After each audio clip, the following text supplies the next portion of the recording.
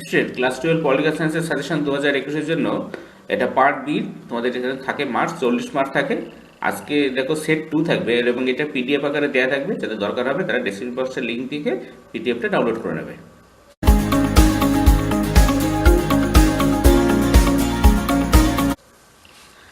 দেখো, এ বিকল্প প্রশ্নগুলির মধ্য থেকে সঠিক উত্তরটি বেছে নাও। 1 গুণ 24, 24টা থাকবে। 1, কোরিয়া যুদ্ধ শুরু হয় এ 1945 সালে, বি 1950 সালে, সি 1960 সালে, ডি 1970 সালে। উত্তর হবে বি 1950 সালে। 2 নাম্বার দেখো, জোট নিরপেক্ষ আন্দোলনের প্রথম শীর্ষ সম্মেলন অনুষ্ঠিত হয় এ দিল্লিতে, বি ঢাকায়, সি বেলগ্রেডে, ডি কায়রোয়। উত্তর হবে সি বেলগ্রেডে। কোনটি 3 নাম্বার, কোনটি পঞ্চশীল নীতির অন্তর্ভুক্ত নয়? এ অন্য রাষ্ট্রের অভ্যন্তরীণ বিষয়ে হস্তক্ষেপ, বি শান্তিপূর্ণ সহাবস্থান, সি অনাক্রমণ, ডি সবকটি ঠিক। উত্তর হবে অন্য রাষ্ট্রের অভ্যন্তরীণ বিষয়ে হস্তক্ষেপ। এটা পররাষ্ট্রের নীতির অন্তর্ভুক্ত নয়। এবার দেখো 4, পররাষ্ট্রনীতির অন্যতম বাহ্যিক নির্ধারক এ জনসংখ্যা, বি বিশ্ব জনমত, সি ঐতিহ্য, ডি জাতীয় শক্তি। উত্তর হবে বি বিশ্ব জনমত।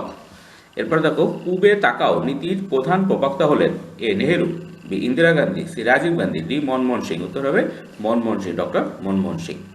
4 নাম্বার দেখো, ভারতের জোট নিরপেক্ষ নীতির অন্যতম রূপকার হলেন A Mahatma Gandhi, B Nehru, C Sardar Vallabhbhai Patel, D এদের কেউ নয়। উত্তর হবে বি নেহেরু।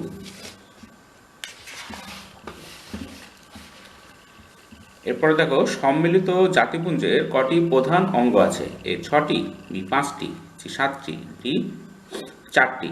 উত্তর হবে এ 6টি। এবার দেখো, ইয়াল্টা সম্মেলন অনুষ্ঠিত হয় এ 1943 সালে, বি 1941 সালে, সি 1945 সালে, ডি 1950 সালে। উত্তর হবে সি 1945 সালে। 9 নম্বর দেখো, নিরাপত্তা পরিষদের সদস্য রাষ্ট্রের সংখ্যা এ 5, বি 10, সি 12, ডি 15। উত্তর হবে 15। দেখো, আন্তর্জাতিক অর্থভাণ্ডারের প্রধান কার্যালয়টি কোথায় অবস্থিত? এ কায়রোয়, বি ওয়াশিংটনে, সি জেনেভায়, ডি লন্ডনে। উত্তর হবে বি ওয়াশিংটনে। তো ভারতের সুপ্রিম কোর্টের প্রধান বিচারপতিকে নিয়োগ করেন এ প্রধানমন্ত্রী, বি রাজ্যপাল, সি রাষ্ট্রপতি, ডি মুখ্য নির্বাচন কমিশনার। উত্তর হবে সি রাষ্ট্রপতি। দেখো, হাইকোর্টের বিচারপতিদের কার্যকালের মেয়াদ এ 5 বছর, বি 10 বছর, সি 65 বছর বয়স পর্যন্ত, ডি 62 বছর বয়স পর্যন্ত। হবে ডি 62 বছর বয়স পর্যন্ত। তারপরটা দেখো, ভারতের সর্বনিম্ন আদালতের নাম এ হাইকোর্ট, বি ন্যায় পঞ্চায়েত, ডি দায়রা আদালত, ডি লোক আদালত। উত্তর হবে বি ন্যায় পঞ্চায়েত। 14 নম্বর দেখো, পশ্চিমবঙ্গে প্রথম লোক আদালত গঠিত হয় এ 1987 সালে, বি 1980 সালে, সি 1990 সালে, ডি 1985 সালে। উত্তর হবে এ 1987 সালে।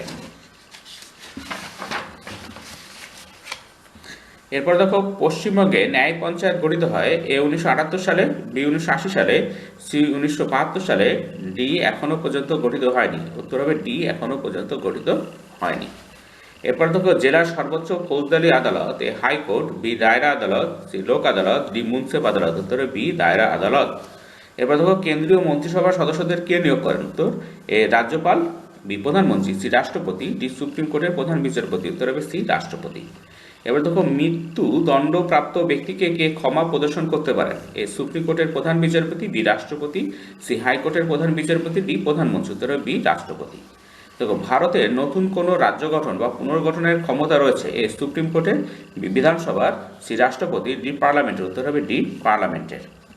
এরপর দেখো, ভারতে শাসন সংক্রান্ত অবশিষ্ট ক্ষমতা কার হাতে ন্যস্ত রয়েছে? এ রাজ্যের হাতে, বি পার্লামেন্টের হাতে, সি রাষ্ট্রপতির হাতে, ডি সুপ্রিম কোর্টের হাতে। উত্তর হবে বি পার্লামেন্টের হাতে। এবার দেখো, পঞ্চায়েত সমিতির সবাইকে সভাপতিত্ব করেন? এ সভাপতি, বি প্রধান, সি সভাধিপতি, ডি বিডিও। উত্তর হবে সভাপতি। পঞ্চায়েত সমিতির সভা সভাপতিত্ব করেন সভাপতি। এরপর দেখো, জেলা পরিষদের বাজেট কে অনুমোদন করে? তো এ গ্রাম পঞ্চায়েত, বি মুখ্যমন্ত্রী, সি রাজ্য সরকার, ডি অর্থ কমিশন। উত্তর হবে সি রাজ্য সরকার। এবার দেখো, কলকাতা কর্পোরেশনের প্রধান প্রশাসনিক সংস্থা হলো এ পরিষদ মেয়র, বি বড় কমিটি, সি ওয়ার্ড কমিটি, ডি অর্থ কমিশন। উত্তর হবে পরিষদ মেয়র। তো গ্রাম পঞ্চায়েতের বিচার বিভাগীয় সংস্থা কোনটি? এ গ্রাম সভা, বি গ্রাম সংসদ, সি গ্রাম উন্নয়ন সমিতি, সি ন্যায় পঞ্চায়েত। উত্তর হবে ডি ন্যায় পঞ্চায়েত। এবার নিম্নলিখিত প্রশ্নগুলির অতি সংক্ষিপ্ত উত্তর দাও। বিকল্প প্রশ্নগুলি লক্ষণীয়। বিকল্প থাকবে, তোমার বিকল্প করতে পারবে। 1 গুণ 16, 16টা করতে হবে। 16 নাম্বার দেখো, পেরেস্ট্রোইকা কথাটির অর্থ কী?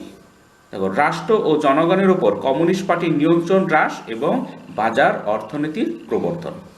দেখো ন্যাম, NAM, ন্যাম এর পুরো কথাটা কি? নন অ্যালাইনমেন্ট মুভমেন্ট। দেখো ট্রুম্যান নীতি কবে ঘোষিত হয়? 1947 সালে। কমেকন কি উদ্দেশ্যে গঠিত হয়? পূর্ব ইউরোপে সমাজতান্ত্রিক রাষ্ট্রগুলির মধ্যে অর্থনৈতিক সংহতি বৃদ্ধির লক্ষ্যে 1949 সালে কমেকন গঠিত হয়।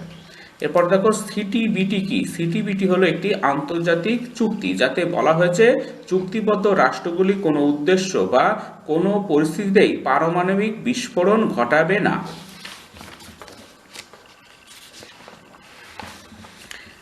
দেখো 5 নম্বর, পররাষ্ট্রনীতির মুখ্য স্বার্থ বলতে অধ্যাপক হলস্টি কি বুঝিয়েছেন?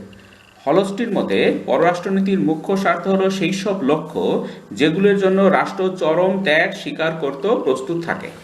এবার দেখো 6 নম্বর, সার্কের সাংগঠনিক কাঠামোতে কোনটি সর্বোচ্চ স্তরে আছে? প্রতি বছর অনুষ্ঠিত রাষ্ট্রপ্রধানদের শীর্ষ সম্মেলন হলো সার্কের সর্বোচ্চ স্তর। সম্মিলিত জাতিপুঞ্জের প্রথম মহাসচিব কে ছিলেন? উত্তর ট্রিগভি লি। বর্তমানে ওসি পরিষদের অধীনে কটি ওসি অঞ্চল রয়েছে? একটিও নেই। ইন্টারন্যাশনাল গভর্নমেন্ট গ্রন্থের রচয়িতাকে?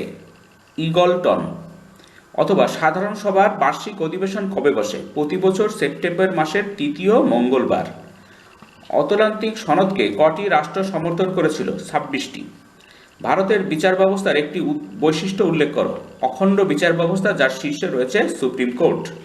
ভারতের সুপ্রিম কোর্টের এখতিয়ারভুক্ত এলাকাগুলি কি কি? উত্তর মূল এলাকা, আপিল এলাকা ও পরামর্শদান এলাকা। রাষ্ট্রপতিকে কোন পদ্ধতিতে অপসারণ করা যায়? ইমপিচমেন্ট পদ্ধতিতে।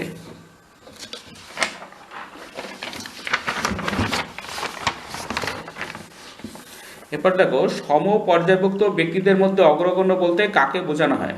উত্তর প্রধানমন্ত্রীকে। অথবা ভারত ও মার্কিন রাষ্ট্রপতির মধ্যে প্রধান পার্থক্য কি? উত্তর দেখো মার্কিন রাষ্ট্রপতি প্রকৃত শাসক, কিন্তু ভারতের রাষ্ট্রপতি নাম সর্বস্ব শাসক। এবার দেখো গ্রাম পঞ্চায়েতের সভাপতিকে কি বলা হয়? উত্তর প্রধান। দেখো বড় কমিটি কিভাবে গঠিত হয়? একটি পৌরসভার সংলগ্ন সবকটি ওয়ার্ড নিয়ে গড়ে ওঠে বড় কমিটি। সংশ্লিষ্ট ওয়ার্ডগুলির কাউন্সিলরগণ এর সদস্য হন। অথবা দেখো পৌরসভার দুটি কাজ উল্লেখ করো। উত্তর 1 রাস্তাঘাট নির্মাণ ও তার রক্ষণাবেক্ষণ করা, এবং 2 পানীয় জল সরবরাহ করা। অথবা পৌরসভার দুটি স্বেচ্ছাধীন কাজ উল্লেখ করো। উত্তর পৌরসভা দুটি স্বেচ্ছাধীন কাজ হলো 1 পাঠাগার নির্মাণ ও 2 বৃক্ষরোপণ। স্টুডেন্টস আজকে এ পর্যন্ত, পরের ভিডিও দেখা হবে। Thank you very much for watching.